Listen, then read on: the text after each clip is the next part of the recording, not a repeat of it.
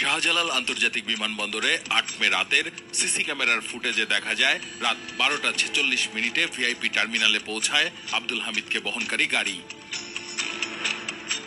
বিমানবন্দর aviation security বিভাগের কর্মীরা আব্দুল হামিদকে বহনকারী গাড়িটি দেখলেও ১২টা ৩৯ গাড়িটি গোয়েন্দা সংস্থার কর্মীদের সামনেই পিক ড্রপ পয়েন্টে প্রবেশ করে। আব্দুল হামিদ লুঙ্গি ও স্যান্ডেল পরে রাত ১২টা ৫১ টার্মিনালে প্রবেশ করেন। তাকে টার্মিনাল সংলগ্ন স্ক্যানিং এরিয়া দিয়ে ভিআইপি লাউঞ্জে বসানো হয়।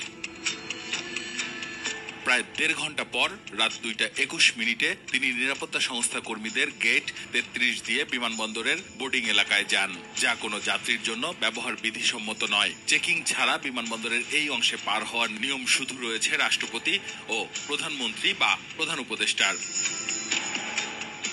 তবে এই ঘটনায় যে সাধারণ ডায়েরিটি হয়েছে তাতে ইমিগ্রেশন পুলিশের অতিরিক্ত পুলিশ সুপার তাহমিনা আরিফ জানান, যথাযথ প্রক্রিয়া মেনে বিমানে ওঠার অনুমতি মিলেছে আব্দুল হামিদের, যা জানেন গোয়েন্দা সংস্থার ঊর্ধ্বতনরাও। ১৫ মে আব্দুল হামিদের ছোট ছেলে রিয়াদ আহমেদ তুষার সাবেক রাষ্ট্রপতির অসুস্থতার বিষয়টি নিয়ে ফেসবুকে পোস্ট দেন।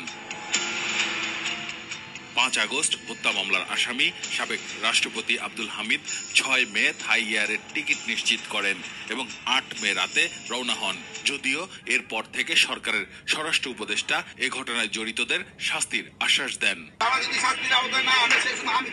আসিফ সুমিত, ২১ টেলিভিশন।